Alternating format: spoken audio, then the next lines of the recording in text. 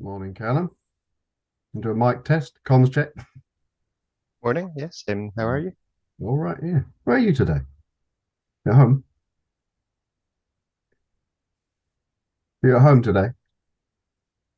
Uh, Hang on.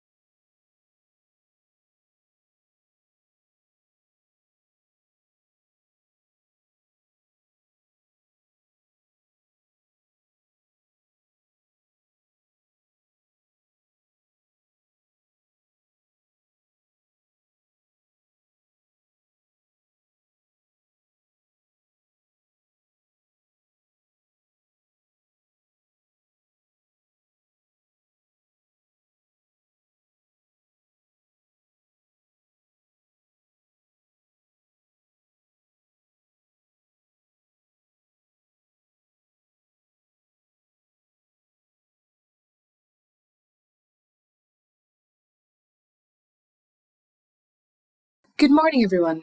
My name is Kira Proctor, and welcome to our fourth RIBA-assessed webinar of 2022. Our series of webinars have been running now since 2020, and if you've missed any, you can go back and review them all on demand right here on our YouTube channel. Today, we're going to take a broad look at the physics and applications around construction membranes, what they are, where they are used, and how we can use their various physical properties to optimize the performance of our building envelopes. We'll begin with a look at the common applications for membranes in modern methods of construction and review some of the important aspects of building physics that apply in these situations. We'll then consider the types of membrane commonly used in these applications and the different performance characteristics and criteria we use for each. There are four primary applications for construction membranes. On the warm side of the building envelope, there is a vapor control layer, membranes whose purpose is to prevent excessive moisture vapor from entering the building fabric where it may lead to condensation problems. Vapor control layer will also block the passage of air if installed correctly. Vapor permeable or breather membranes are used on the cold side of the envelope to provide secondary weather protection whilst remaining moisture neutral and not restricting the passage of vapor to the external environment. Roof underlays perform a similar secondary weather protection function to breather membranes, but not all underlays allow the passage of vapor. Impermeable underlays require moisture to be removed from the roof by ventilation. Vapor permeable underlays can reduce or eliminate this ventilation depending on their specific properties. Whether used in walls or roofs, vapor permeable underlays can be either airtight or air permeable, and we will discuss the effects of this later in the presentation. Finally, underneath the building, we have either damp-proof membranes or gas barriers. A simple DPM prevents moisture from the soil entering the building through the foundations, whilst more specialised gas barrier systems facilitate construction on contaminated land by preventing the ingress of subsoil gases into the building. How and where these membranes are incorporated into a construction and which combinations of physical properties are most beneficial depends on a variety of factors. The primary consideration is the building occupants. The purpose for which the building is intended and the level of occupancy establishes the baseline hygrothermal criteria for the design. A building which is densely occupied with high moisture loads, such as gym or a swimming pool, will require a different package of moisture control measure than a building such as a warehouse, where there is a lot of air movement and very low humidity. The temperature, humidity and moisture loads allow us to determine the vapour pressure associated with the specific application. Establishing a clear picture of the anticipated internal environmental conditions allows us to optimise the entire design from the building fabric to HVAC systems. This in turn can lead to reductions in both cost and complexity associated with over-specification. As well as the internal environment, we need to understand the external environmental conditions. Primarily, this means the weather and climate present where the building is located, but can also include the soil conditions and any contamination present. Factors such as overshading and sheltering factors from geography or adjacent structures and solar gain should also be accounted for. With a complete understanding of the internal and external environmental conditions, we can then apply this knowledge to the design of the building itself. Each type and configuration of structure will behave differently, and membranes can be applied in different ways. Without considering the performance of the entire building envelope holistically, important interactions between different systems may be overlooked or not adequately accounted for. This is compounded by any variations between as-designed and as-built performance, or designs which do not accommodate the realities of installation processes and schedules.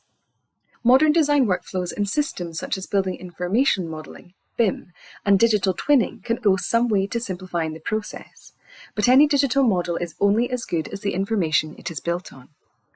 So, in addition to a complete picture of the environmental conditions applied to a project, we also need to ensure we have a full set of physical data covering every part of the building envelope. As well as ensuring the data set is complete, we must also verify that the test data used is appropriate to the construction and conditions under consideration. Once we have all the relevant data at our disposal, we can then move on to consider the lower level physics at work in the building envelope, the interactions of heat, air and moisture. Begin by considering a simple timber frame wall to illustrate some of the basics of the physics at work, but we'll consider what effects either construction methods have on these factors later in the presentation. When we think about the physics of heat and moisture in buildings, the start point of any consideration must be heat. The heat sources in the building envelope are a significant driver of air and moisture movement, and the energy associated with heating or cooling the insulated envelope represent the majority of energy use across the built environment in the UK. To account for the amount of heat lost through parts of a building, we use the thermal transmittance of the element, or U value. Every part of the construction, from insulation to bricks, contributes to reducing heat loss. These contributions are measured using the thermal resistance, simply put, a measure of how much insulation each part provides. The thermal resistance is calculated using the thickness of the material and its thermal conductivity, which measures how easily heat flows through the material. The inverse of the sum of these thermal resistances gives us the U value, the rate at which heat passes through the element. So the lower the U value, the better insulated the building. To this basic U value, we can then apply corrections to allow for fixings, air gaps, and ventilated spaces as necessary. Structural elements like studs or steelwork must also be accounted for, as these may not insulate as well as the layers they pass through. This additional heat flow, known as thermal bridging, can lead not only to higher overall U values, but also to cold spots throughout the structure. We can also take the U values for each part of the building, walls, roofs, windows, and so on, and use that along with the element areas to build up a picture of the entire building's energy performance. In this whole building model, we also use psi values to incorporate the effects of junctions and floor zones, which can also increase localized heat losses. U values do not increase and decrease in a linear fashion. So, if we want to improve the U values in our buildings, we need to add exponentially more insulation thickness. This approach can soon become impractical as the thickness cannot be accommodated. Another factor that can affect the heat loss is air leakage. Anyone living in an older house will be familiar with drafts around doors and windows, and also familiar with how much warmer houses feel when these drafts are blocked. As the improvements can be gained from insulation thickness diminish, air tightness becomes increasingly important. While air leakage at doors and windows is easily identified and remedied, the building fabric itself can also allow air movement. Gaps and cracks, for example, poorly fitted rigid insulation boards, can allow air to flow from heated to unheated spaces. This process is driven by both convection currents caused by heating the internal environment and by wind forces acting on the outside of the building. In addition to drawing heated air out, the cold air in, this air leakage can also allow colder air to pass into the building fabric itself, allowing colder areas to develop not only at the surface, but also within the fabric of the element itself. Understanding the temperature distributions at both the internal surface and within the fabric is important when we come to consider the effects of moisture movement. This is particularly important in roofing applications, where air movement out with the heated envelope, for example in a cold roof, is an important component of minimizing moisture problems. We'll now consider the effects of moisture. If we know the internal and external environmental conditions, we can also use the thermal resistance and U value data to produce a temperature gradient through the construction. This allows us to predict what the temperature will be at any point in the construction. The environmental conditions can also give us a prediction of the dew point gradient within the construction. This is the temperature at which air loses its ability to retain water vapour and is affected by the thermal and vapour transmission properties of the various layers. These are known as the hygrothermal properties of the materials. If these two lines intersect, then the airborne moisture vapour will condense into liquid water at that point. This condensation can have a range of harmful effects from mould growth to timber rot, so ensuring the element is designed to minimise or eliminate this condensation risk is critical. Guidance on avoiding moisture problems in buildings is detailed in BS 5250/2021, the Code of Practice for Moisture Management in Buildings, which is referenced by the building regulations across the UK and Ireland. One solution provided in BS 5250/2021 is to provide ventilation, ensuring moisture-laden air is removed before it can condense, and this can be considered the traditional approach in most cases. Today, though, it is not always necessary thanks to advances in both materials and assessments. Vapour-permeable construction membranes and vapour control layers can allow designers to effectively manage heat and moisture to optimise dew point and temperature gradients, whilst air-permeable roofing membranes can permit airflow without complex ventilation openings. When using such approaches, it's important that a robust assessment method is in place to verify the design approach taken will be effective. BS 5250/2021 gives two methods for determining the condensation risk: a simple steady-state assessment known as the Glaser method and a more complex dynamic assessment. The Glaser method, as detailed in EN 13788/2012, provides a quick and simple overview of the moisture transfer characteristics. but the trade-off for this simplicity is that it ignores the effects of more complex factors. It also considers moisture accumulations over a simple annual cycle, potentially leading to long-term issues being missed. To fully account for these additional factors, which also include the effects of external moisture sources and the capacity of material to store and release moisture, a more complex and dynamic approach is necessary. This dynamic assessment is detailed in EN 15026-2007 and necessitates a higher degree of assessor training, alongside a more detailed dataset for both the building and the material used. BS 5250-2021 details when each type of assessment is considered acceptable, but a dynamic calculation incorporating weather effects will always provide a more detailed assessment and may allow optimizations that could not be adequately assessed using the Glaser method. So let's now take a look at how the various modern methods of construction affect some of these physical factors. By moving more and more processes off-site and into more controlled factory conditions, such methods allow far more precise control of manufacturing tolerances and open up a range of possibilities for optimizing designs. A key principle underpinning modern construction is design for manufacturing and assembly, where the benefits of an understanding of the construction processes can allow the design to be tailored to work within these specific construction parameters. In this type of process, construction membranes of all types have an important role to play as part of a comprehensively engineered solution. The original modern method of construction is the open panel timber frame, where the structural timber frame panels are manufactured off-site and transported to site for erection and finishing. These panels typically comprise load-bearing timber studs with external sheathing boards, and in most cases an external breather membrane to provide temporary weather protection during transportation and erection. In this type of construction, the majority of additional processes such as fitting insulation, services and additional construction membranes such as vapor control layers all happens on-site. This still delivers a wind and watertight envelope very quickly compared to traditional brick and block construction, but fitting insulation and services can still take significant time and require a lot of personnel on-site. An evolution of the open panel method, closed panel timber frame moves the insulation fitting into the factory, with additional sheathing internally to protect the insulation. Whilst removing the need to fit insulation on site will save some time, the more important benefit is quality of insulation installation. In this type of panel, gaps around insulation boards can be minimised and sealed, or expanding foam insulation used to ensure the panels are inherently airtight. Building services are typically fitted on site, but usually this occurs in a service void, making maintaining airtightness a little easier as less service runs need to penetrate the air barrier layers. Both of these types of panels share a common downside in that the studwork and top and bottom runners of the structural frame penetrate the insulation layers, meaning there is a significant degree of thermal bridging present that we must account for and counteract, for example by adding an additional continuous layer of insulation over the frame.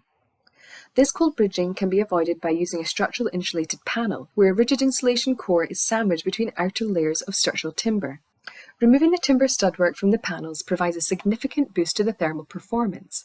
For example, a 140 thick insulated panel can achieve a U value below 0.2, whilst the same thickness of insulation between studs will only achieve 0.3. As well as improving the panel U values, junctions between panels at floors and corners are far better insulated, improving psi values and giving a more uniform internal temperature distribution. This thermal performance makes SIP systems a great choice for projects where energy efficiency is a primary concern. It's also relatively easy to achieve low rates of air leakage by ensuring the panel joints are well sealed. BS 5250-2021 defines these as connective effects, and SIP systems typically overcome these using proprietary sealing details supplemented with an external airtight membrane. It is also possible to seal joints using an adhesive tape, taking advantage of the inherent airtightness of OSB and rigid foam to deliver an effective air barrier. These connective effects in SIP construction are discussed in section 11.5.4 of BS 5250-2021, and further detail of junction sealing requirements will usually be provided in third-party certification for the specific system. There are, however, two main downsides to this type of system. Firstly, the position of windows, doors and other elements must be fixed at the design stage, as the panels are specifically manufactured with later stage changes very difficult to accommodate. This necessitates close tolerances for foundation and other processes, even as minor on-site adjustments cannot be made on the fly, to the same extent as with traditional timber frame. SIP systems are also heavily reliant on blown insulation foams and heavily engineered timber products like OSB, which might not be a good fit for a more ecologically focused project. Such foams may also be limited in their use due to the fire performance requirements of approved document B. Where the foams are classed as combustible, i.e. not A S3D2 or better when classified in accordance with EN 13501-1, then they will be limited to use in application under 18 metres in height, 11 metres in Scotland. Most commonly rigid plastic foams have classifications between B and E under BS EN 13501-1 2018, but this testing is not always conducted or declared in the context of a SIP panel. For this reason, some commonly used SIP systems are not recommended for use over 18 metres, although the structural fire performance is usually assessed under BS EN 13501-2 2016 to determine the effects of fire on load-bearing capacity, integrity of the panels, and ability to limit heat transfer. This resistance is referred to as REI and is expressed in minutes of resistance achieved. There are many different SIP systems available in the UK, and the precise characteristics in relation to fire will vary between manufacturers and products, so the specifier should ensure they're aware of these characteristics and those of any ancillary systems required. In cross-laminated timber or CLT panels, softwood timber planks, typically 30 to 40 mils thick, are glued together to form solid panels. An odd number of layers are glued together at right angles to each other and bonded together under pressure to form solid structural timber panels, similar to large thick sheets of plywood. Cross-laminated timber or CLT systems use pre-prepared structural timber panels in a similar manner to SIP systems. Door and window locations are fixed, and the panels supplied and erected in a similar manner. These panels can in theory be any size and shape, but in practice, manufacturing and transportation considerations tend to limit the size to around 3 metres by 16 metres. The alternating timber layers give the panels excellent structural properties, and being solid, joints can be made at any point. Because of this, panels can be optimised to fit more or less any strength or spanning requirements. Openings for doors and windows can be placed anywhere in the panels, but along with the general layout and structural design of the building, this must be fixed at the point of manufacture and cannot be changed later. As is the case with SIP systems, once the panels are manufactured and delivered, the on-site erection process proceeds extremely quickly. This assumes, however, that the site is correctly prepared and all specifications are correct. Should any changes or alterations be required at this stage, the delays and cost increases can be considerable. In a CLT system, the insulation boards are typically placed on the external side of the structure, resulting in a similar build-up to the type of facade walls found in high-rise constructions. The structure can then be wrapped in a weather-tight vapor-permeable membrane to provide a wind and water-tight shell. If used in a high-rise construction of over 18 metres or 11 metres in Scotland, insulation boards must have a fire classification of A2S3D2 or better, when classified using EN 13501-1 in accordance with B4 of the 2019 editions of Approved Documents B, Volumes 1 and 2. Depending on the specifics of the system and the project requirements, this membrane may also be airtight, providing an effective air barrier. Some membranes of this type are self-adhesive, allowing them to be adhered to the outside of the structure. If the membrane used is covered by third-party certification for both wall and roof applications, it is possible to wrap the entire structural envelope in a single airtight and vapor-permeable layer. This provides a robust weather-tight shell with low air leakage, and which can be demonstrated to comply with regulation both via third-party certification and by calculation, as is described in Section 4.2 of BS 5250/2021. As with SIP systems, ensuring the installation processes and system-specific detailing of the structural CLT system, insulation system and membranes is critical to ensuring optimum performance is delivered. CLT systems also score very highly as regards to sustainability, with sustainably timber panels being fully recyclable and wastage being minimised. This is offset somewhat by the limited UK manufacturing capacity, however, with more panels being sourced from mainland Europe and transported. Each of these construction types result in a very different situation hygrothermally, with traditional timber frame having insulation bridged by the structure, while SIP and CLT constructions have unbridged insulation, but placed in very different locations. The function of construction membranes is to ensure the properties and performance of each configuration can be balanced, adapted and optimised to fit the project requirements. In each of these frame types, membranes are used slightly differently to complement the built-in strengths and advantages of the construction type, and we'll move on now to take a look at that. We touched on the various applications for construction membranes at the start, but that simple overview really is just the tip of the iceberg as to the various properties we can modify and enhance using different membrane types. Setting aside gas barriers and other geomembranes, which we'll cover in a separate webinar, we can classify most types of membrane according to these basic physical properties: vapor permeability, air permeability, thermal resistance, UV resistance, exposure time, and reaction to fire.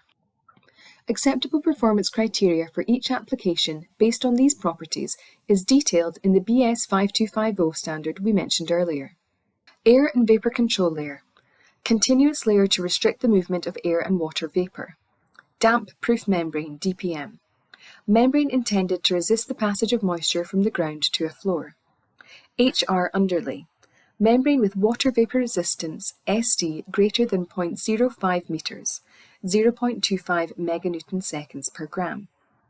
Type LR underlay. Membrane with water vapor resistance, SD, not exceeding 0.05 meters, 0.25 meganewton seconds per gram. Vapor permeable membrane.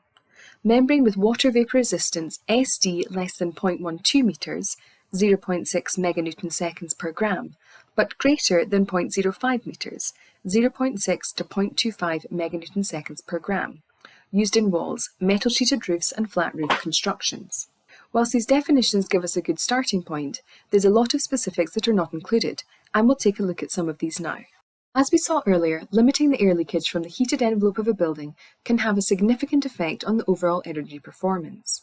The level of allowable air leakage is arguably where the greatest gains can be made simply and for least cost. Whilst national building regulations have improved a lot in the area, there's still a substantial gap between regulation backstop values and the best practice results expected under Passive House standards. Membranes to control air leakage are nothing new and have been a part of low-energy construction for a long time, but where in a construction the air barrier is placed can have a big impact on its effectiveness and also its required performance. Historically, it has been most common to use vapor control layers as air barriers. A simple vapor control layer membrane comprises outer layers of polyethylene and ideally a core reinforcing mesh. Whilst reinforcement doesn't increase the inherent vapor resistance, it does make the membrane far less susceptible to damage on site. Polyethylene-based membranes such as this are typically specified for low to risk medium applications, where the expected vapor pressure is lower. This would include most domestic housing applications as well as offices, schools and commercial properties. If the vapor pressure is expected to be higher, such as in a swimming pool or gym, one or more layers of aluminium foil can be added to increase the resistance. Vapor control layers are fitted on the warm side of the insulation and prevent moisture vapor reaching colder areas where it may condense into problematic liquid water, and the majority of VCLs will also work as air barriers. The main difficulty in using a VCL as an air barrier is ceiling penetrations. On the inside face of the wall, there are penetrations for all services, switches, sockets, pipes and cables, as well as structural elements like floor zones and internal partitions. Sealing these up is by no means impossible, and closed panel SIP and CLT systems that typically place services into a specific service void help mitigate this to an extent. It remains the case, though, that sealing all of these take time, and trades involved in later stages of fit-out may not be aware of the location or importance of the air barrier. As a failure to meet the design stage air leakage rate can require expensive and complex remedial actions, a solution that reduces these potential failure points can allow the use of far lower air leakage rates more reliably. If we make our air barrier membrane vapor permeable instead, then we have some other options. External air barriers prevent air leakage whilst remaining open to the passage of moisture vapor. Membranes of this type are based around an airtight vapor permeable film core, with outer layers of spun-bond polypropylene and a vapor permeable adhesive backing. The vapor permeable adhesive allows for a faster and more durable installation to most common substrates, whilst making it as simple as possible to ensure a continuous airtight layer. The outer layers not only protect the film core from damage, but are also hydrophobic, allowing the membrane to provide temporary weather protection. This combination of airtightness, vapor permeability, and weather protection mean this type of membrane can be located more or less anywhere within the construction, even placing it between layers of insulation if required. This is particularly useful in SIP or CLT constructions where the membrane can protect the panels in transit. Then additional layers of thermal insulation can be added on site without the risk of trapping moisture within the insulation layers. Being able to rely on achieving a low rate of air leakage can allow the level of fabric insulation to be substantially reduced. If the specific build-up and configuration of insulation placement and membrane permeability is not already covered by the prescriptive guidance given in BS 5250-2021, Section 11 for the given wall type, this type of construction can be assessed for regulation compliance as detailed in Clause 4.2. This entails undertaking hygrothermal assessments using either BS-EN ISO 13788-2012 or EN 15026-2007, which we discussed earlier in this presentation.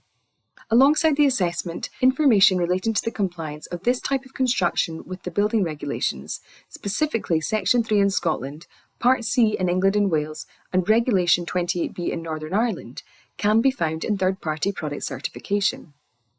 Such certification may vary between specific products and applications, so its relevance should be carefully considered. We'll now consider membranes used as roofing underlays in pitched roofs. In roofing, underlays are defined in BS 5250-2021 as being Type R, or high resistance, or Type LR, low resistance. An HR underlay is very similar to a vapour control layer, in that it will not allow the passage of air, water, or vapour. This makes HR underlays great at providing secondary weather protection, but because they cannot let vapour through, any moisture in the roof must be removed by ventilation. Regardless of the underlay specified, the period of use as temporary weather protection should always be kept to a minimum. There's nothing wrong with this approach, but it can be complex to ensure the roof is properly ventilated, with good airflow throughout all parts of the roof. The openings themselves can also lead to problems with water ingress, if not correctly specified and installed. The alternative to this is to use an LR underlay, which can permit vapour to pass through the underlay. The external air barrier membranes we discussed earlier can be used in this application, provided the insulation follows the pitch of the roof in what is called a warm roof. In this type of roof construction, roof ventilation can be emitted below the underlay, provided the application is covered by appropriately recognised third-party certification, such as BBA certificate, and the conditions in that certification are followed. Additionally, if the outer roof covering is air permeable as defined in BS 5250-2021, Clause 12.4.3.2, then ventilation to the batten space may also be omitted. Third-party product certification typically contains statements confirming the specified approach will comply with relevant building regulations throughout the UK, namely Section 3 in Scotland, Part C in England and Wales, and Regulation 28B in Northern Ireland.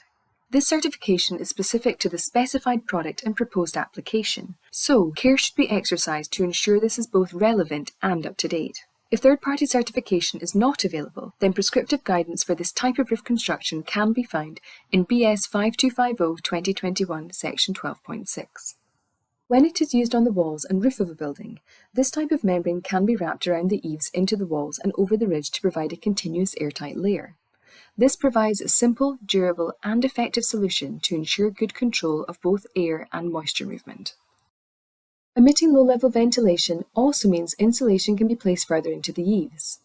This makes it far simpler to detail the junction between the roof and wall insulation, minimising heat loss in this area and avoiding what is known as a cold bridge at the ceiling level at eaves, which could lead to condensation and/or black mould on the ceiling. As well as being simpler and cheaper, omitting this opening means the ridge of the roof is never open to the weather during construction, which, combined with a W1 weather tightness rating, allows LR to provide temporary weather protection. If extreme weather is anticipated though, it's good practice to add a tarpaulin for additional protection during such conditions, and the time the membrane is left exposed should be kept to a minimum.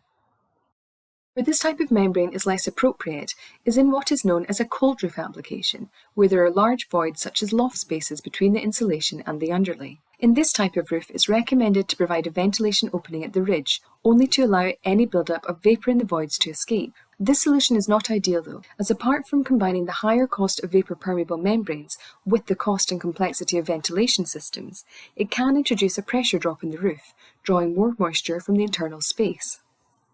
For this reason, it's necessary to ensure the ceiling is well sealed in this type of roof, which, as we saw with wall applications, is not always that straightforward.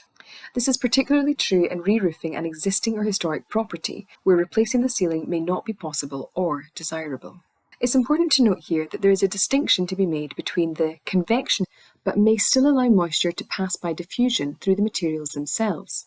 Guidance on the design of well-sealed ceilings can be found in BS 9250/2007, the Code of Practice for Design of the Airtightness of Ceilings in Pitched Roofs. Some LR underlays may require the use of a diffusion tight layer, in addition to being convection tight. This is particularly true of the drying out period immediately after completion when moisture loads are at their highest. Product-specific guidance on these requirements can be found in the relevant third-party product certification, and background information is given in BBA Information Bulletin No. 1. In an air-open underlay, the airtight film core of the LR membrane is replaced with a melt-blown fibre layer. These fibres are like a microscopic plate of spaghetti, with very small pores and voids throughout. This micropore structure allows the passage of both air and vapour, but not liquid water. Combined with the hydrophobic outer layers, this gives us a membrane capable of providing temporary weather protection without compromising the movement of air and water.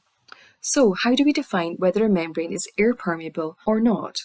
There are currently two definitions commonly used, one given in BS 5534 and another used by the NHBC outlined in Technical Extra 24, November 2018. BS 5534 gives the figure of not less than 20 metres cubed per metre squared per hour at 50 pascals. But this is primarily intended for use when considering wind uplift on tile assemblies and may not provide sufficient airflow to adequately reduce condensation risks as is intended in the BBA's guidance. The NHBC takes this position and therefore uses a higher figure of 34 metres cubed per metre squared per hour at 50 pascals as the minimum necessary to provide the ventilation effects required to minimise condensation. Both use the same BS EN 12114/2000 test method, however, which simplifies matters. As is the case with vapour permeability, ensuring the test data is directly comparable is very important. In our cold roof application, this means there is a degree of air movement through those problematic large voids, which provides a boost to the transport of moisture vapour. This combination of air and vapour permeability makes the formation of condensation in the roof space practically impossible under most circumstances. This airflow allows us to remove any requirement to provide ventilation, and, depending on the specific product used, may also mean the ceiling does not require any specific measures to be taken, unless necessary to control air leakage. This flexibility gives designers alternative approaches to consider without increasing the risk of roof space condensation. Guidance for roof constructions where all vents are emitted is not included in BS 5250/2021, but instead specifiers are directed in Clause 12.5.3 to third-party certifications such as a BBA certificate, where this approach is proposed. This means specific requirements, particularly around ceiling treatment, can vary between systems, so it's important not only to be aware of these differences, but also to ensure what is specified at the design stage is what ends up installed. Such third-party certification typically contains statements confirming the specified approach will comply with relevant building regulations throughout the UK, namely Section 3 in Scotland, Part C in Wales and England, and Regulation 28B in Northern Ireland. This certification is specific to the specified product and proposed application, so care should be exercised to ensure this is both relevant and up to date. Despite this, a well-designed and fail-safe roof construction will not only simplify the construction process, but will also reduce the necessity for ongoing maintenance or remedial works. This is especially the case if subsequently changes of use or further alteration is anticipated. Air-permeable underlays greatly simplify this. Guidance given in third-party certification can also assist designers in addressing their CDM obligations. Regulations 9 and 10 of Construction, Design and Management Regulations 2015 set out the duties placed on designers, and these must be referenced by both the architect specifying the system and the product manufacturer and installer who are designing the system. Responsibilities include the duty to eliminate, reduce or control foreseeable health and safety risks through the design process, such as those that may arise during construction work or in maintaining and using the building once built. Work at height, such as in roofing applications or on facades, require particularly careful assessment to minimise risks, so the product and application-specific guidance given in third-party certificates should be reviewed in detail to help prepare this. Additionally, this configuration of roof allows insulation to be placed into the eaves, making it easier to avoid cold bridging at the wall junction. This also allows loft insulation to increase to any desired thickness, as there are no ventilation openings to obstruct. As the requirements for roof insulation increase to meet future regulation standards, this flexibility to accommodate added thickness will become increasingly important. The next type of commonly used construction membrane is the reflective membrane. These can either be vapor-tight or vapor-permeable, but have in common a reflective surface, typically comprising either a layer of aluminium foil or an aluminium coating. This reflective surface alters a property called the surface emissivity of the material, which affects the ability of the membrane to either absorb or emit radiant heat.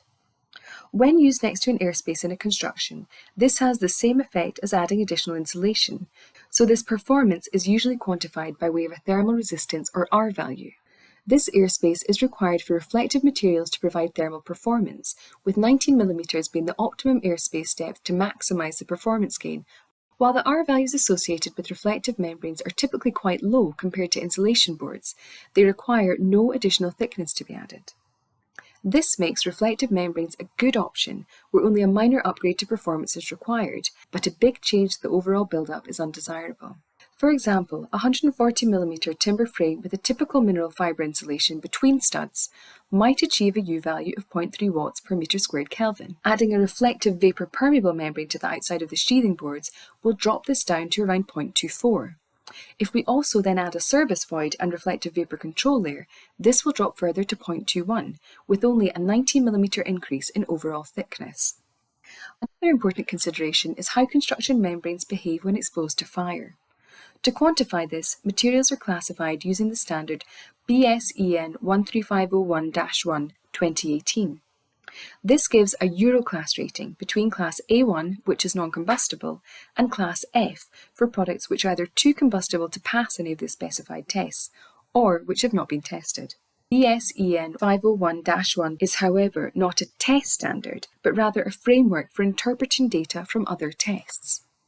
The principal component tests used are ISO 11925-2 2020, Ignitability of products subjected to the direct impingement of flame, Part 2, Single Flame Source Test, which is used to determine how easily ignited a material is and can be used to place products in Class F, Class E, or with additional testing, Classes B to D. The next test standard, BSEN 13823 2020, Reaction to Fire Test for building products excluding floorings exposed to thermal attack by a single burning item, is used to determine the heat energy released by the combustion of a test sample, along with its smoke and droplet production. This test data allows products to be classified in classes from B to Class D. The last two tests, ISO 1182 2010, Reaction to Fire Test for products non-combustibility test, and ISO 1716 2018, Reaction to Fire Test for products, Determination of the Gross Heat of Combustion, calorific value, are used where materials are being assessed for classes A1 and A2, which are classed as having limited combustibility under Approved Document B, or non-combustible under Section 2 in Scotland. Taken together, these four standards and BSEN 13501-1 classify materials into these 7 classes, from F, the most combustible, to A1, which is non-combustible. Although Regulation 7.2 of the Building Regulation requires the main materials to become part of an external wall of relevant buildings to have a fire classification of A2, S1D0 or A1, there are several exemptions granted in Section 12.16 of Approved Document B, Volume 2, Section B4. From the approved document, a relevant building means a building with a storey, not including rooftop plant areas or any storey consisting exclusively of plant rooms, which is at least 18 metres above ground level and which contains one or more dwellings, contains an institution, contains a room for residential purposes, excluding any room in a hostel, hotel or boarding house.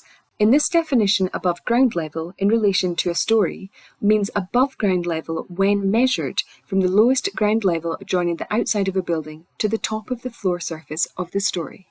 Of relevance to our discussion today is 12.16a, which states, membranes used as part of the external wall construction above ground level should achieve a minimum of Class B S3D0. This exemption is partly in recognition that some materials such as vapour-permeable membranes may not be able to achieve this fire class whilst maintaining sufficient vapour permeability. A similar exemption is provided in Scottish Technical Standard 2, but the cut-off point for construction to be considered as high-rise is lower in Scotland, at 11 metres as opposed to 18. These exemptions allow designers a little more flexibility to balance fire performance against other project requirements. But it's important the fire classifications and testing are up to date and based on relevant test criteria. Fire testing information and certification for materials should be available from system suppliers. The Scottish Advice Note determining the fire risk posed by external wall systems in existing multi-storey residential buildings, published by the Scottish Government in 2021 and available online, provides some useful context on risk-based design and how this relates to these tests and classification in practice. Typically, vapour-permeable membranes with increased fire performance are based around an incombustible glass fibre mesh, which will allow the passage of vapour and air whilst being of limited combustibility. The air permeability of such membranes can be reduced by adding a fire-resistant airtight film coating, and there are various material compositions available for use in this application. Such coating and materials might impact on the vapour permeability of the base membrane, so it's important to ensure the hygrothermal envelope is still performing as intended. A design based on a more permeable membrane may need to be reassessed for condensation risk and revised if needed. This can be particularly important if a build-up more commonly used in low-rise application is being adapted for use in high-rise, where more onerous fire requirements must be met. Another approach to fire resistance in membranes is to use a system based around an intumescent coating, similar to those found in expanding fire barriers or pipe collars. These systems expand when exposed to fire, which provides a degree of insulation against the heat of the fire. Such systems comprise a polypropylene core which is airtight and vapour permeable, similar to many other membranes. Where they differ is the presence of a specialist graphite-based outer layer, which reacts to fire in a similar manner to intumescent coatings, frothing up to protect the layers underneath. This video shows a comparative test between two materials, both achieving a Class B fire rating under the EN 13501-1 2018 system. The intumescent coating of the membrane on the left-hand side expands and provides a degree of protection to the OSB sheathing beneath, limiting the potential for the fire to take hold. The standard Class B membrane on the right shrinks away from the fire, and while it does not contribute to the fire development, neither does it retard the growth of the fire. It's therefore important to look beyond the simple rating to consider the full scope of a material's performance and that of the system and installation as a whole. This test was conducted by the University of Edinburgh according to the methods given in UKTFA Technical Paper 3, Schedule 2, Part 8, Ignition Test Arrangements, and is included purely to illustrate the differing responses to ignition between the two products shown.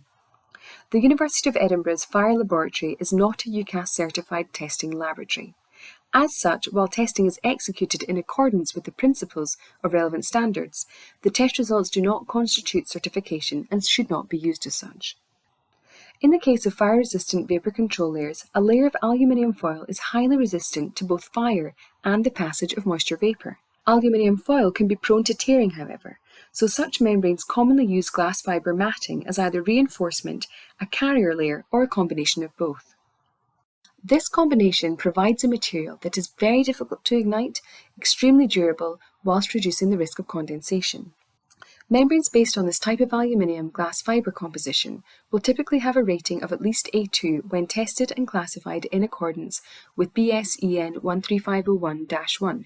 VCL membranes used at over 18 metres in height or 11 metres in Scotland should meet a minimum classification of BS3D0 when classified in accordance with EN 13501-1 2018. The final type of membrane to consider is the variable resistance vapour control layer. This type of membrane is comprised of layers of specialist films which can vary their properties in response to different environmental conditions. Membranes of this type have higher vapour resistance in the winter months when condensation risks are at their highest. This increased vapour resistance helps limit the ingress of moisture vapour into the construction, reducing the associated condensation risks.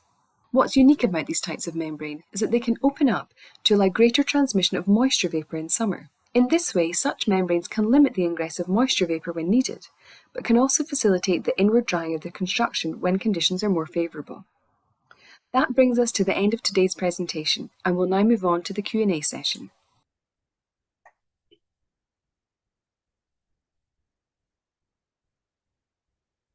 Good morning, everyone. I hope you're all well and enjoyed today's presentation. My name is Carol Mikulak and I'm your host for today's live Q&A session. For anyone new with us today, we are here to answer any questions about today's presentation that you would like me to put to our panel of experts.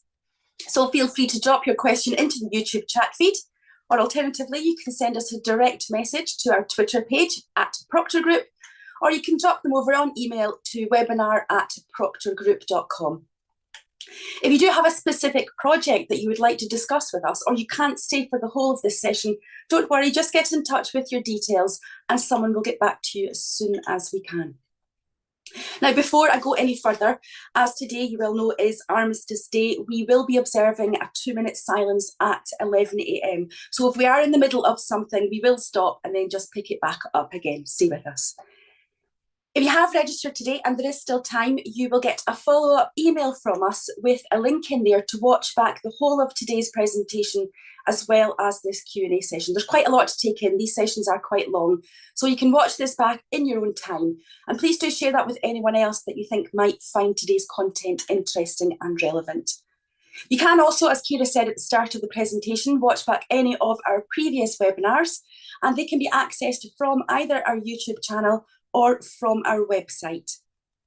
Please, if you can, subscribe to both the members area on our website and to our YouTube channel. Please also give us a thumbs up and leave some feedback. It all helps to shape future webinar content. Now, quick dates for your diary. Our next webinar will be taking place in 2 weeks' time again, Friday the 25th of November at the usual time of 10 AM. We will be covering products in practice, and it's wrapped tight at St Sidwell's Point.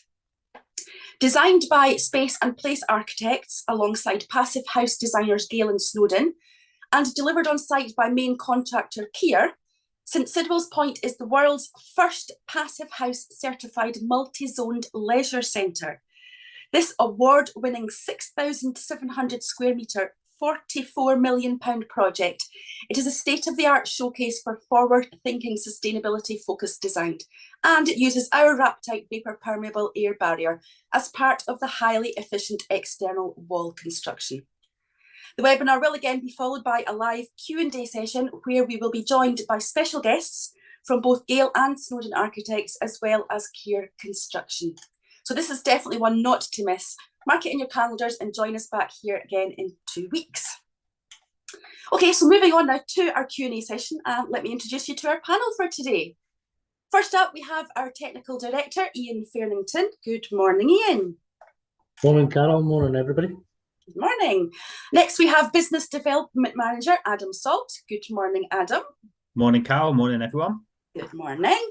Next up, we have our Specification Manager, Jay Finch. Good morning, Jay. Good morning, everyone. And last but by no means least, we have one of our fabulous in-house technical advisors, Callum Anderson. Good morning, Callum.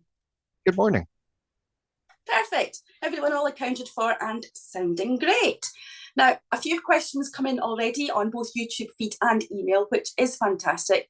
Please do keep them coming, and as always, just bear with me as I collate them in from the various different sources. Now, let's start off with some of the YouTube questions. There are a few that have come in that are sort of slightly similar, so I'm just going to go around the panel, starting with you with this one if I can, Adam. This is from Jane. How can a breathable membrane be airtight? Okay, that's a good question. It's quite confusing when we talk about breathability. When we actually talk about the term breathability, especially in terms of membranes, we're not relating it to air, we're more relating it to vapor passing through the membrane. Originally, membranes, or traditionally, should I say, are there for having an air and vapor permeable membrane on the outside of the construction, and then a vapor and air type membrane on the inside, or vapor control air, in other words. Now, technology has advanced, membranes have advanced rapidly over the recent years, and we can now look at air and vapor as sort of separate concerns. So that allows us to have, vapor permeable, your airtight membranes externally, and that removes the worry of having the air tightness internally on our service zones. From now on, I used an analogy, actually, Ian, you were in the meeting the other day with a football goal, where you kick a football into the football net, and if you were to use a golf ball or tennis ball, then they would pass through, but the football wouldn't. So we're playing with the molecule shapes and sizes when it comes to membranes in a similar way, really. Right, thank you. Let's just stick with these ones on YouTube. Callum, can I bring you this next one from Paul? How can some membranes be air permeable while others are airtight? So slightly same sort of question, but slightly different.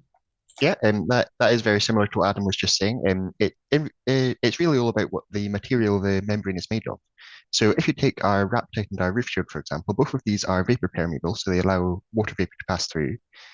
But the wrap tight is airtight. It uses a microporous film laminate, whereas the roof shield is air permeable and it's a melt blown core.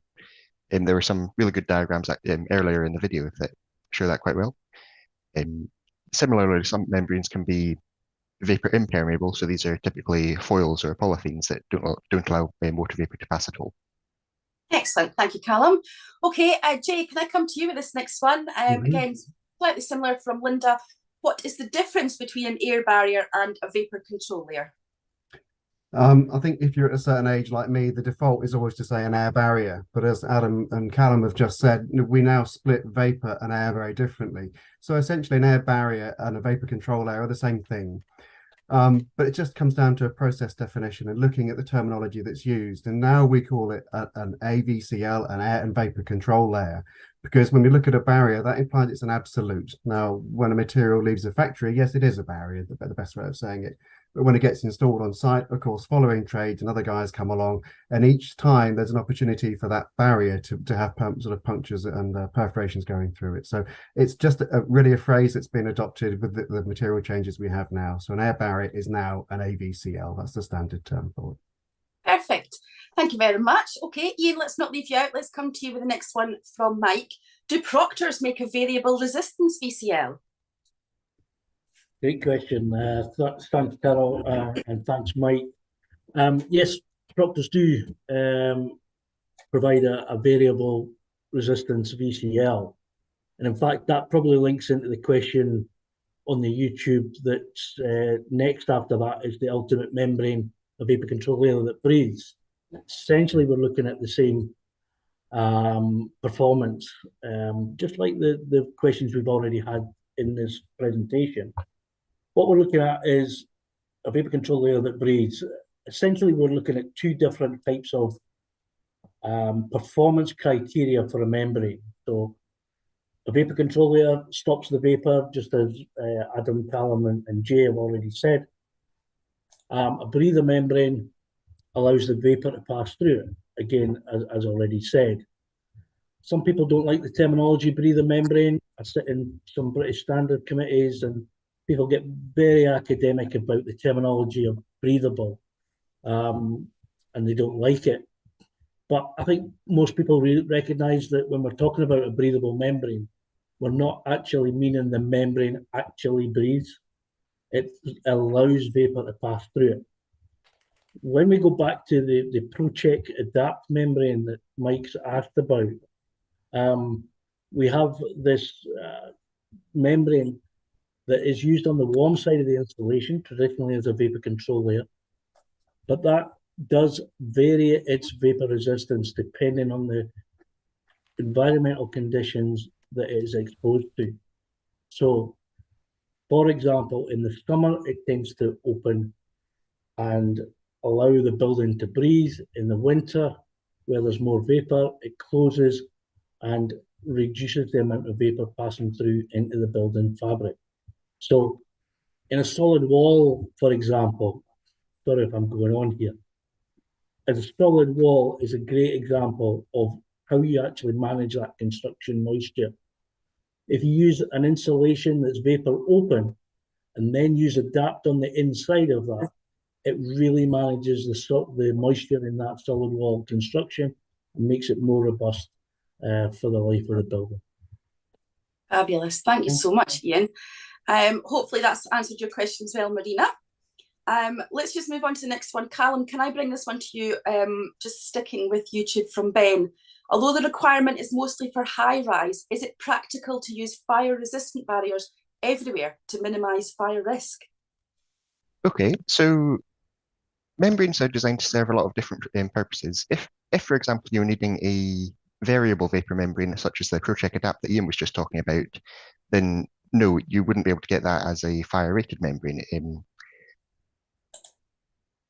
So if you were to take our Profoil 861, for example, which is designed for swimming pools, that's made of polythene and foils, and that's also not fire rated. So depending on the application, there are certain circumstances where it's just not possible to have a membrane that is fire rated that achieves all the same performance features. So it really is a trade-off of whether the fire is a more important aspect than other things in that particular circumstance. Perfect. Thank you, Callum. Okay, let me just move on to some of the other questions that are coming in from other sources. Ian, can I give you this one from Paul? Paul asks, does energy crisis only need more insulation, or are there more risks? Another great question. Yeah, intuitively, you would think the energy crisis would lead you to put more insulation in your house. So you drop down to B&Q, Travis Perkins, Sheffield Insulation, others are available, and put more insulation in your house, and that solves the problem. However, it would be foolhardy just to put more insulation in your building without assessing the whole holistic approach to your building. Without sounding too dramatic, you want to be looking at what type of insulation it is, what the conditions are, and the moisture movement. So at Proctor's, we look at the whole HAM process, the heat, air, moisture movement, and we make sure that what you design and what you use is environmentally friendly to the structure, and therefore it's not quite as easy as putting lots of insulation in, although intuitively it would seem to be that way. Perfect. Thank you. Callum, can I come back to you with this next one? I've got a question here from Charlie. Are breather membranes waterproof?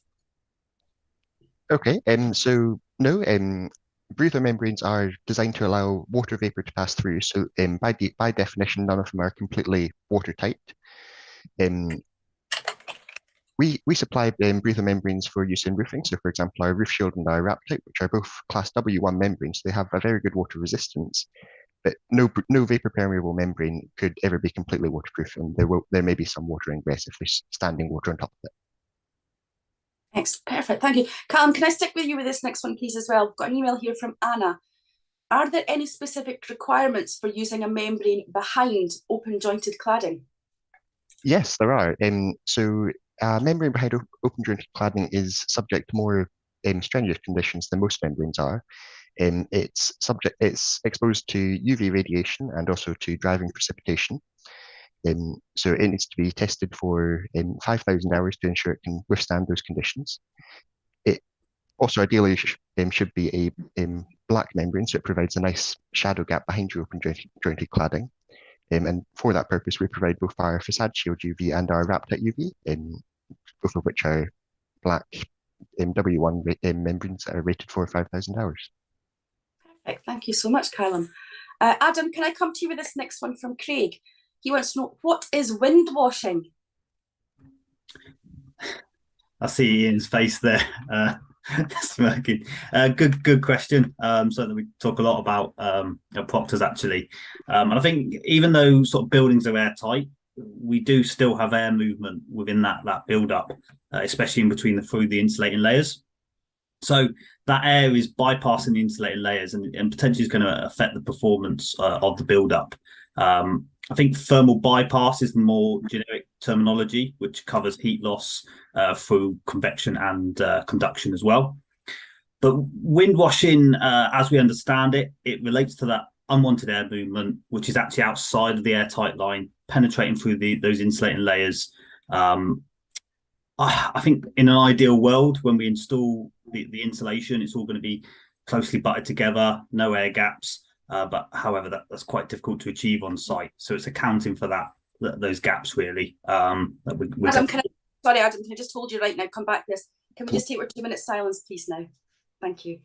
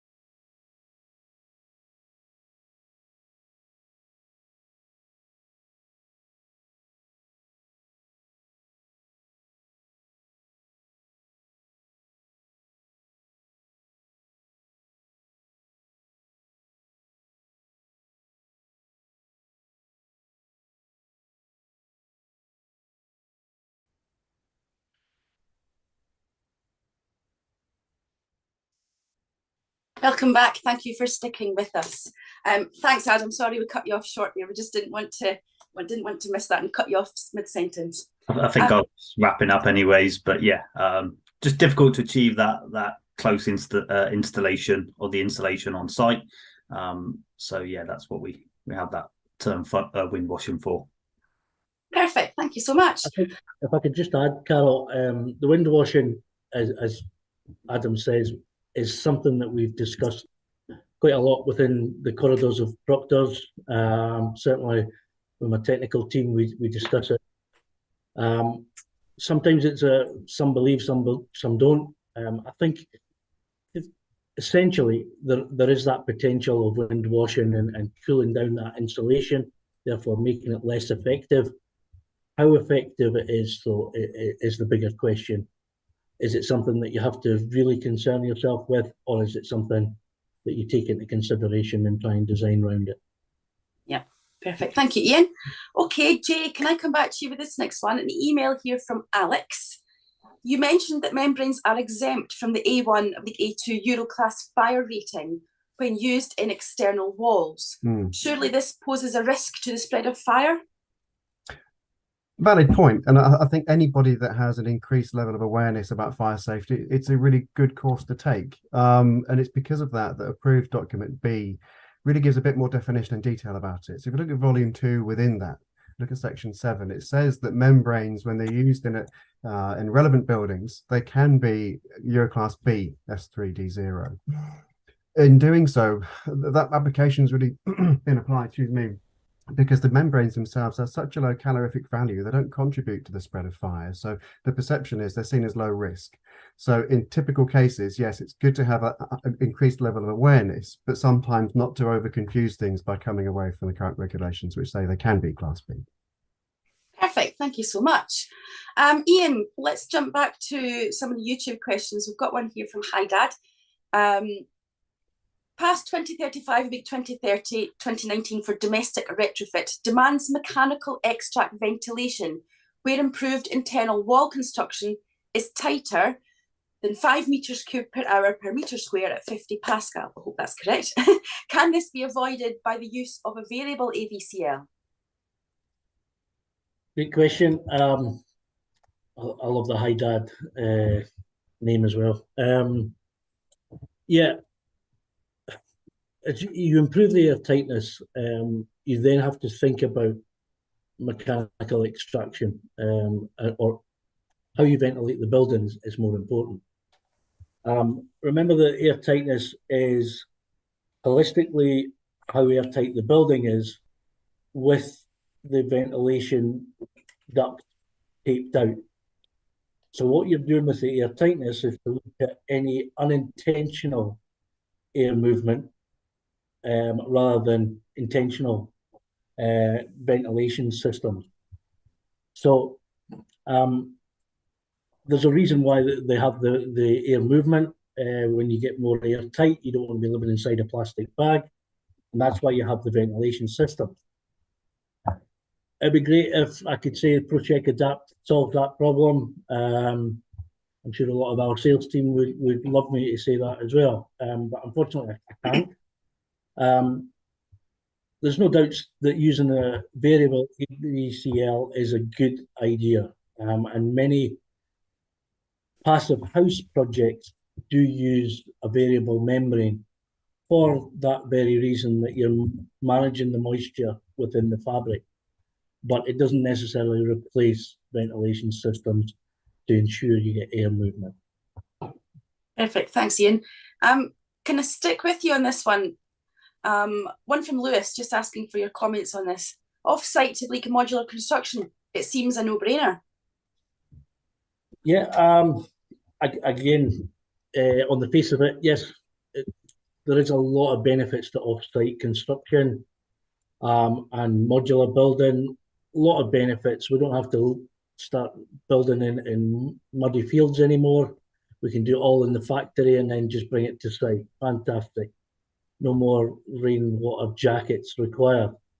However, there is a saying that an Englishman's home is his castle, and sometimes these modular buildings can lose some of the character that you get from traditional constructions.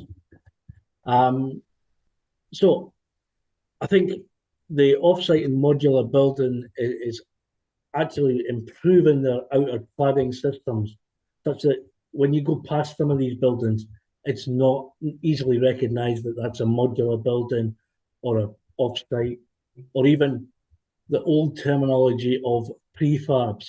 I think offsite and modular has got rid of that terminology. So sorry to bring it up in this presentation, but I think they've come up with some great systems where you've still got a fantastic building inside that's healthy and well designed, with a traditional looking facade on the outside. So yeah, it would seem a no-brainer, but it's not easy. That it's not as simple as that. Can I just add on to that? I think a lot of people think, when they think modular and off-site construction, they do think of sort of box-shaped buildings, but we're starting to see a lot more development in it, and it just depends how far you want to take your project. There's certainly a lot of flexibility with a lot of designs that we're starting to see with modular and off-site constructions now. We're starting to see high-rise projects as well, so it's certainly developing in that market. Fabulous, thank you, Adam. You've just volunteered yourself for this next question, Adam. Thank you so much. I have one here from Leslie. She asks, would you not say fire performance is more important than vapour permeability? Oh, very good question.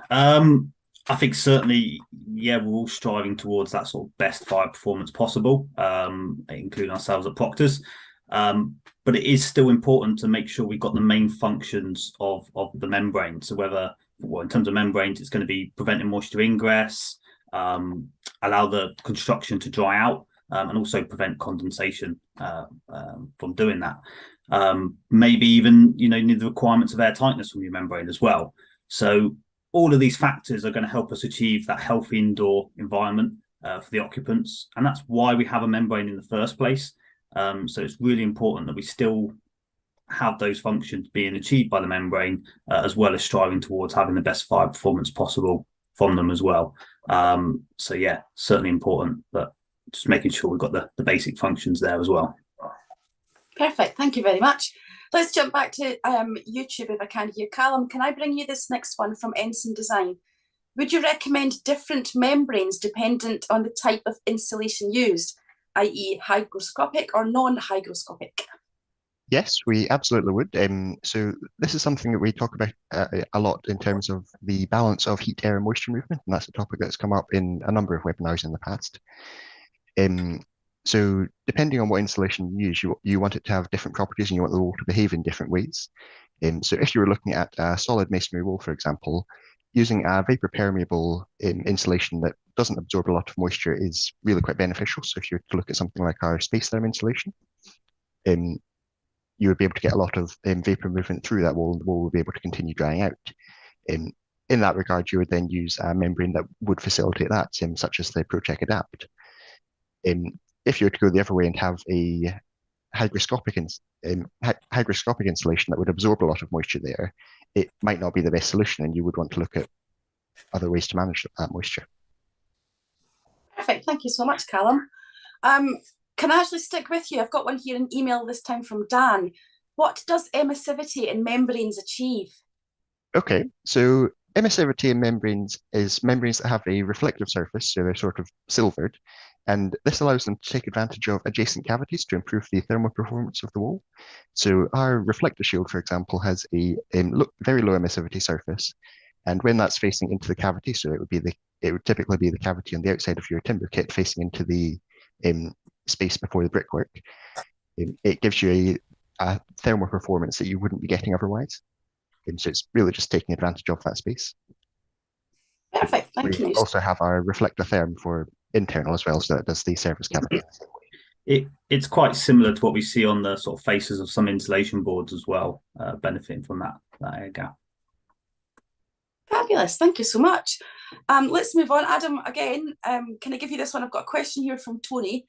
What do Proctors put its recent success in the facade industry down to? Thank you. I can probably tell why that's aimed at me. Obviously, on Friday, we achieved 2 awards at the UK Facade Awards, which was phenomenal. I think in the past, we've been known for our success in timber frame, housing, construction. But a lot of it comes down to our product range, our innovation, development, with Wrap-Tite within the facade industry and some of our other products. But aside from all of that, it's also the service we're given on site. We talk a lot about, it's not just about what we design, it's about achieving those results on site. And we give the service alongside that to achieve that. And also that, the fantastic work our marketing team putting on these webinars and our CPD presentations. So all of that just helps to a lot of the success that we've achieved, really, from there. Absolutely. We're all one great team and we all chip in and work hard together. No, actually, I'll have another few questions here that's come in on email. So if anybody still would like to ask anything, please drop it in quickly into the YouTube chat feed, or we'll come back to you later. Jay, can I come to you with this one here? This is a question from Xander. As we see climate changing globally, how do you think this will affect the types and applications of membranes? I always get the good questions. I think any crisis or change in life, whether that's the energy crisis or climate crisis or fires, that always dictates and shapes the way that things change, certainly in construction. And when we look at us in the UK, think about our kind of typical climate, then we're used to our vapor drive coming from the inside of a building to outside. Now, that isn't the same throughout the world. We know that because vapor pressures differ. Is that going to affect us in the UK? Is the whole kind of climate going to change so much that will impact on construction processes? Probably is the answer. I think over years to come, we have to think about how buildings are designed and the way that membranes are utilised. But I think obviously there's people throughout the world that are watching the webinar now. So I think the first port of call is to refer to localised building regulations, because that will dictate best process. But then also try and keep ahead of how things are changing and developing and try and future-proof house somehow. But certainly for us at Proctors, we are trying to keep ahead of that. And if you look at the development of our membranes and how they're used in buildings, we're already responding to those changes in climate. But you're absolutely right. I think that as climates change globally, building practice will, and things will become pretty much standardized relative to those localized conditions. Absolutely. Perfect. Thank you so much. Ian, can I come back to you just before I come to the last question I have? Architects Union have said on YouTube, I think this is maybe more of a statement you'll want to comment on, Proctors hold all the specification science available. Yeah, I'd agree with that. It probably goes back to Adam's question that he answered earlier. Why do Proctors come to why do people come to Proctors? Yeah, we don't have all the answers. If we don't have them, we'll try and find them out. But I think it's more of a statement than a question. Fabulous. I'll just cover this one that's just been sneaked in by Hi Dad with you again, Ian, just because you answered the early one. Where can you get trained to undertake dynamic thermal calc? It was mentioned that a greater level of training was required. How much does the software cost, and does Proctor offer advice on this? The dynamic thermal calc, not quite sure what they're meaning there. Certainly the condensation risk analysis, we have an ability in our technical desk to do glazier calcs, which is the standard U-value calculations, where it can take into the condensation risk as well. We can also do WIFI calcs, which is the 15026 standard. The latter one of those, the WIFI calc, the 15026, can be a bit more complicated. Callum's our resident expert in that, so he can do the calculations on that side of things, but we can all do them. Probably not as good as Callum though. And we've all been given the training on it. It is 2 days intense training. You would want to know some of the basics of building physics before you do it. But you can do it. Don't think it's cheap. I can't tell you exactly the price. I'll play the technical card there that we don't deal with pricing. We just have the right technical answers. So yeah, give us a call and we can confirm the pricing at a later date. Brilliant. Thank you very much, Ian. Let's just round off. This seems to be the last one that I have here. This is from Sean. Ian, just while you're mentioning about the EN standard there, I'll give you this one. Sean says the two types of assessing condensation risk, the EN 13788 and the EN 15026. Why would you choose one over the other?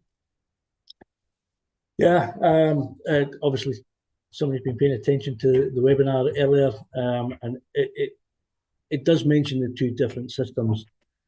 I think the Glaser method will give you an indication of your condensation risk, and the majority of times that's okay. However, the 15026 is more hydrothermal dynamic, that takes into intrinsic movement of heat, air, and moisture. So just as we said before, the HAM principles, that takes all that consideration. So yes, it rains in Scotland, but it also rains all over the UK. This takes it into consideration. So if I can go back to the solid wall that I mentioned earlier, the solid wall is a great example of why you would want to do that calculation to assess the existing solid wall, where it is in terms of moisture, and how you could design it so that it maintains its breathability, but also dries the construction out and keeps the residents warm inside it. So a solid wall is a great example of that. If you're ever in doubt as to which one to use, then again, speak to our technical department. They can advise you, although there is guidance in 5250 as well. Fabulous, thank you. Please also remember that we do have an online members area within our website. And if you register on there for that, you can get access to U-value calculators and condensation risk analysis as well. So yeah, pick up the phone, speak to any of our technical team and have a look around the members area as well. Okay, I think that's covered all the questions for today. Some really great engagement from you all, which we absolutely love. Please keep joining us and keep getting involved. It's great. If there's anything at all that you would still like to ask, or if you'd like to order some product samples of anything that we've discussed today, or even if you want to have a one-to-one discussion with any of the team, please just get in touch. We always like to know what you're working on, and we'll certainly get back to you straight away. Please subscribe to our YouTube channel and our members area, as I just mentioned. Give us a thumbs up as well as leave some feedback. It all helps for us. I'll register now for our next webinar, taking place 2 weeks today on Friday the 25th of November, 10 AM, where we have our next products in practice being Raptite at St Sidwell's Point. So, well, all that's left for me to say is, as always, thank you for taking the time out of your busy schedule to join us this morning. And of course, thanks both to the panel here with me on the screen and to everyone behind the scenes for all their hard work that they do, both before and during the presentation this morning. So from all of us here, enjoy the rest of your Friday. Have a wonderful weekend. Take care, everyone. Goodbye.